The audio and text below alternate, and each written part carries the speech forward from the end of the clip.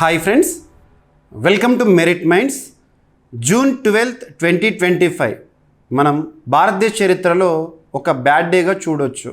ఆ రోజు గుజరాత్ రాష్ట్రంలోని అహ్మదాబాద్ సమీపంలో మేఘ్నా నగర్ వద్ద ఒక విమానం ప్రమాదానికి గురైంది. ఈ కాంటెక్స్ట్లో పోటీ పరీక్షల కోణంలో మనం బ్లాక్ బాక్స్ పైన కానివ్వండి, మేడే కాల్ అంటే ఏంటి, ఇటువంటి వాటిపైన క్వశ్చన్స్ని ఎక్స్పెక్ట్ చేయొచ్చు. కాబట్టి ఈ వీడియోలో ఎక్స్క్లూజివ్గా పోటీ పరీక్షల కోణంలో మనం బ్లాక్ బాక్స్ గురించి, మేడే కాల్ గురించి వివరంగా తెలుసుకుందాం. ఇక్కడ అబ్జర్వ్ చేస్తే జూన్ 12, 2025 డేట్ గుర్తుపెట్టుకోండి. భారతదేశ ఏవియేషన్ చరిత్రలోనే, భారతదేశ విమాన చరిత్రలోనే ఒక బ్యాడ్ డేగా నిలిచిపోయిందని చెప్పొచ్చు. వందలాది మంది ప్రాణాలు ఒక విమానం బలి తీసుకుందని కూడా చెప్పొచ్చు. సో ఇక్కడ ప్రాంతం గుర్తుంచుకోండి. జూన్ 12, 2025 రోజున గుజరాత్ రాష్ట్రంలోని అహ్మదాబాద్ సమీపంలో ఒక ప్లేన్ అనేది క్రాష్ కావడం జరిగింది. టేకాఫ్ అయిన కొన్ని సెకండ్లలోనే అది కూలిపోవడం జరిగింది. ఆ మంటల్ని కూడా మనం అబ్జర్వ్ చేస్తాం వీడియోస్లో. అందులో 241 మంది చనిపోయారని ఎయిర్ ఇండియా వారు ఈరోజు అఫీషియల్గా అనౌన్స్మెంట్ కూడా ఇచ్చారు. 241 మంది. యాక్చువల్గా మొత్తం 242 మందిలో ఒక్కరు మాత్రమే బ్రతకడం జరిగింది. ఇక 241 మంది ప్రాణాలు బలి తీసుకున్న ఒక ఫ్లైట్ అదేంటంటే బోయింగ్.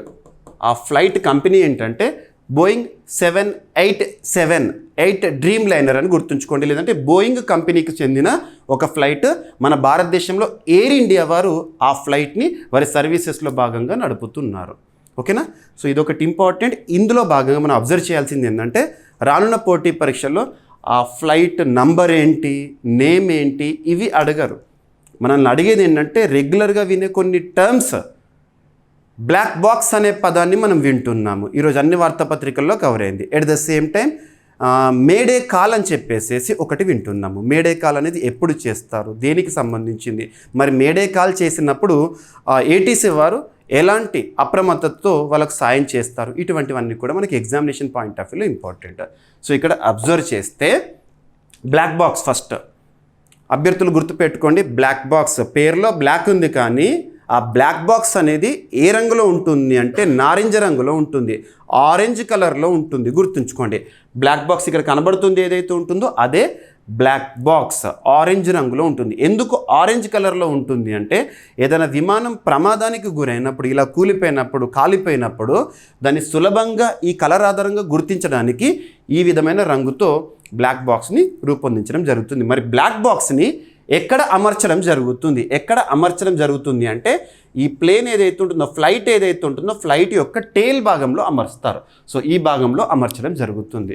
ఫ్లైట్ యొక్క టేల్, తోక భాగం ఉంటుంది కదా. మరి ఎందుకు అక్కడ అమరుస్తారంటే ఒకవేళ ఫ్లైట్ అనేది ఏదైనా ప్రమాదానికి గురైంది అనుకోండి, ఎమర్జెన్సీ ల్యాండింగ్లో భాగంగా ముందు భాగం అంతా కూడా డ్యామేజ్ అయినా కూడా వెనుక భాగంలో ఈ బ్లాక్ బాక్స్ని అమర్చడం జరుగుతుంది. గుర్తుంచుకోండి. ఓకేనా? ఇదొకటి important. And at the same time black బాక్స్కి సంబంధించి అందులో 2 పరికరాలు ఉంటాయి. 2 పరికరాలు. ఆ 2 పరికరాలు ఏంటని కూడా ఎగ్జామినేషన్ పాయింట్ ఆఫ్ వ్యూలో అడగవచ్చు. ఒకటి ఫ్లైట్ డేటా రికార్డర్, సెకండ్ వచ్చేసి కాక్పిట్ వాయిస్ రికార్డర్. 2 ఉంటాయి. బ్లాక్ బాక్స్లో 2 పరికరాలు. ఒకటి ఫ్లైట్ డేటా రికార్డర్ అంటే ఏంటంటే ఈ విమానము ఎంత ఎత్తులో ఎగురుతోంది, ఎంత ఎత్తులో ప్రయాణిస్తోంది, ఏ దిశలో ప్రయాణిస్తుంది, and at the same time దీని యొక్క వర్టికల్ యాక్సిలరేషన్ ఏ విధంగా ఉంది, ఇటువంటి విమానానికి సంబంధించి లేదా ఫ్లైట్కి సంబంధించిన టోటల్ ఇన్ఫర్మేషన్ని ఫ్లైట్ డేటా రికార్డర్ అనేది నమోదు చేస్తూ ఉంటుంది, రికార్డింగ్ చేస్తుంది. ఇక కాక్పిట్ వాయిస్ రికార్డర్ అంటే ఏంటి? కాక్పిట్ కామన్గా ఫ్లైట్లో కాక్పిట్ అంటే ఏంటి? పైలట్ కూర్చునే ప్రాంతం ఉంటుంది కదా, పైలట్ ఫ్లైట్ని నడుపుతాడు కదా, ఆ ప్రాంతాన్ని కాక్పిట్ ఏరియా అంటాము. ఆ కాక్పిట్లో కాక్పిట్ వాయిస్ రికార్డ్ ఏం చేస్తుంది అంటే పైలట్ అండ్ తనకి ఇంకొక పైలట్ ఉంటారు, సహాయకులు, 2 ఉంటారు కదా పైలట్స్, వాళ్ళ మధ్యలో సంభాషణ కానివ్వండి, అక్కడ ఉండే సిబ్బందికి సంబంధించిన సంభాషణ కానివ్వండి, ఆ కాక్పిట్ వాయిస్ రికార్డర్ అనేది రికార్డ్ చేస్తూ ఉంటుంది. గుర్తుంచుకోండి. ఇక బ్లాక్ బాక్స్లో ఈ 2 పరికరాలు ఇంపార్టెంట్. ఏదైనా విమానం అనేది ప్రమాదానికి గురైనప్పుడు ఫస్ట్ దేనికోసం ఎంక్వైరీ చేస్తారంటే బ్లాక్ బాక్స్ ఎక్కడ పడిపోయింది దాన్ని ఎంక్వైరీ చేస్తారు. సింపుల్గా చెప్పాలంటే బ్లాక్ బాక్స్ సముద్రంలో పడిపోయినా కూడా, దాదాపు 6000 మీటర్స్ లోతున పడిపోయినా కూడా ఇది ఖరాబ్ అవ్వకుండా, ఎటువంటి డ్యామేజ్ అవ్వకుండా దీన్ని తయారు చేయడం జరుగుతుంది. 1956లో ఆస్ట్రేలియన్ శాస్త్రవేత్త ఈ బ్లాక్ బాక్స్కి సంబంధించిన రూపకర్త. ఇక్కడ బ్లాక్ బాక్స్ సంబంధించి కొంత ఇన్ఫర్మేషన్ ఎగ్జామినేషన్ పాయింట్ ఆఫ్ వ్యూలో యూపీఎస్సీలో ఇటువంటి క్వశ్చన్స్ అడుగుతారు. సో బ్లాక్ బాక్స్ అనేది విమానం యొక్క పనితీరు పరిస్థితులను నమోదు చేసే ఒక ప్రత్యేకమైన రికార్డింగ్ పరికరం అంట. విమాన ప్రమాదాలు లేదా అసాధారణ సంఘటనల సమయంలో వాటి కారణాలను విశ్లేషించేందుకు ప్రభుత్వ నియంత్రణ సంస్థలు ఈ బ్లాక్ బాక్స్ని తప్పనిసరి చేయడం జరిగింది. ప్రతి ఫ్లైట్లో తప్పనిసరిగా బ్లాక్ బాక్స్ అనేది ఉండి తీరాల్సిందే. అంటే విమానం ఏదైనా ప్రమాదానికి గురైనప్పుడు ఆ కారణాలు ఏంటో అన్నీ కూడా విశ్లేషించడానికి. బ్లాక్ బాక్స్లో ప్రధానంగా ఎన్ని పరికరాలు ఉంటాయన్నాను? 2 పరికరాలు. ఒకటి cockpit voice recorder, second flight data recorder. దీని యొక్క ఉద్దేశం కూడా మీకు చెప్పాను. ఇది విమానం యొక్క ఎత్తు ఏంటి? ఫ్లైట్ డేటా రికార్డర్ అనేది విమానం యొక్క ఎత్తు, వేగం, దిశ, విమానం యొక్క కోణం అండ్ వర్టికల్ యాక్సెలరేషన్ ఇటువంటి వాటిని నమోదు చేస్తుంది. ఇక ఫ్లైట్ డేటా రికార్డర్ ద్వారా విమానము చివరి క్షణాలు ఏదైనా ప్రమాదానికి గురయ్యే ముందు అసలు ఏం జరిగిందో విశ్లేషించడానికి ఉపయోగపడే వందలాది ఇతర పరికరాల డేటాని కూడా ఇందులో నమోదు చేసుకోవడం జరుగుతుంది. ఇక ఈ పరికరం 6000 మీటర్ల లోతులో నీటి లోపల పడినా కూడా అది ఎటువంటి డ్యామేజ్ అవ్వకుండా దాన్ని తయారు చేయడం జరుగుతుంది. అంత ప్రత్యేకత. అందుకే ఏదైనా విమాన ప్రమాదం జరిగిందనగానే ఫస్ట్ బ్లాక్ బాక్స్ ఎక్కడుందని వెతుకుతారు. ఇక నెక్స్ట్ బ్లాక్ బాక్స్లో ఇంకొక పరికరం ఏంటి? Cockpit voice recorder. కాక్పిట్ అంటే పైలట్ కూర్చునే ప్రాంతం కదా, అక్కడ పైలట్ ఇతర పైలట్ మాట్లాడే సంభాషణ కానివ్వండి, సిబ్బంది మాట్లాడే సంభాషణ కానివ్వండి, అదంతా కూడా కాక్పిట్ వాయిస్ రికార్డర్లో ఉంటుంది. ఏదైనా ప్రమాదం జరిగే ముందు ఆ కాక్పిట్ వాయిస్ రికార్డర్లో వాళ్ళు అబ్జర్వ్ చేస్తారు. ఇప్పుడు ఎవరైతే మనకు ఆ ఫ్లైట్ ఎలా ప్రమాదానికి గురైందో ఎంక్వైరీ చేసేటప్పుడు అసలు చివరి క్షణాల్లో వాళ్ళు ఏం మాట్లాడుకున్నారు, ఆ ప్రమాదం గురించి వాళ్ళు ఎలా రియలైజ్ అయ్యారు, ఏం సంభాషణ చేశారు, ఇవన్నీ కూడా వినడానికి ఉద్దేశించబడింది. ఓకేనా? ఇక బ్లాక్ బాక్స్ ఎక్కడ ఉంటుంది? టేల్ భాగంలో ఉంటుంది. విమానం యొక్క తోక భాగంలో ఉంటుంది. ఎందుకంటే విమానం క్రాష్ అయినప్పుడు తక్కువ ప్రభావం అనేది ఆ ప్రాంతంలో పడుతుంది కాబట్టి. ఇక బ్లాక్ బాక్స్కి సంబంధించి నిజానికి ఇది ఆరెంజ్ రంగులో ఉంటుంది. ప్రమాద సమయంలో సులభంగా గుర్తించేందుకు ఈ రంగుని ఎంచుకుంటారు.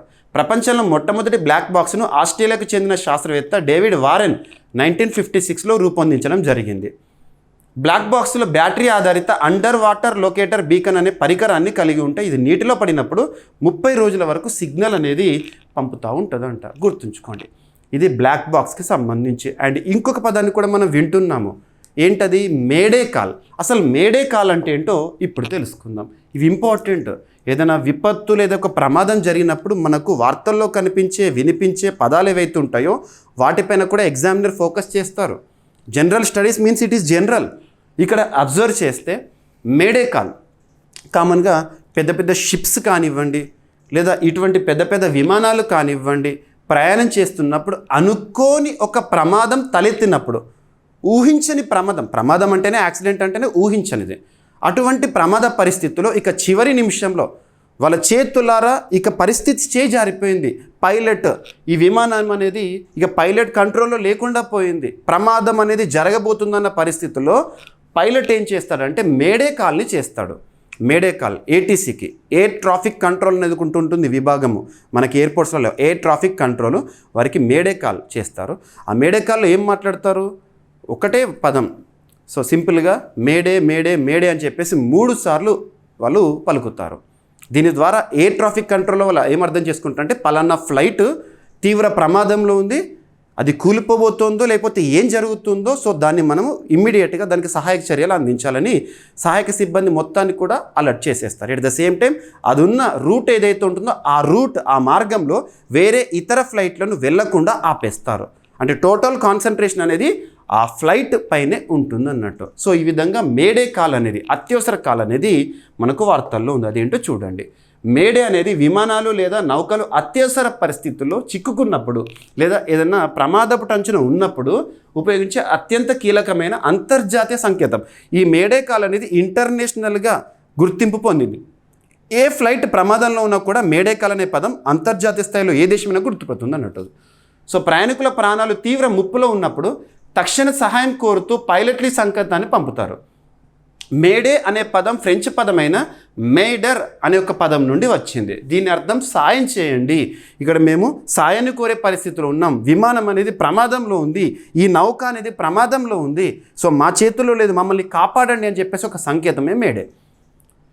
ఇక మేడే పదం యొక్క చరిత్ర ఏంటంటే 1920s లండన్లోని క్రోయిడన్ విమానాశ్రయం సీనియర్ రేడియో అధికారి ఫ్రెడరిక్ స్టాన్లీ మ్యాక్ఫోర్డ్ ఈ పదాన్ని అత్యవసర సంకేతంగా నిర్ణయించారంట. దీని చరిత్ర ఉచ్చారణ స్పష్టత, గుర్తింపు, సులభతర కారణంగా దీన్ని ఎంపిక చేశారు.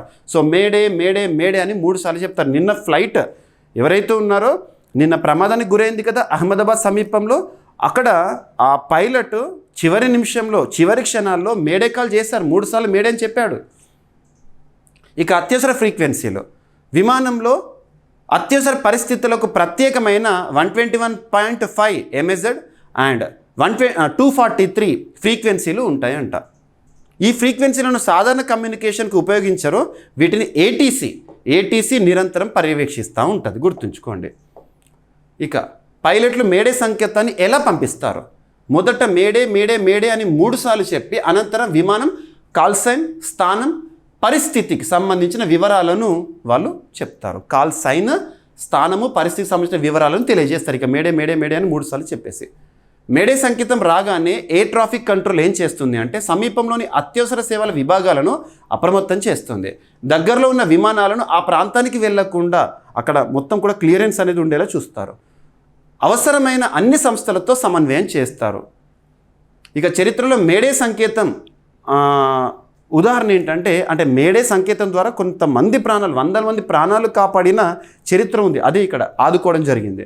1989లో డెన్వర్ నుంచి చికాగో వెళ్తున్న యునైటెడ్ ఎయిర్లైన్స్ విమానము ఇంజన్ ఫెయిల్ అయ్యి పైలట్లు మేడే సంకేతం పంపారు.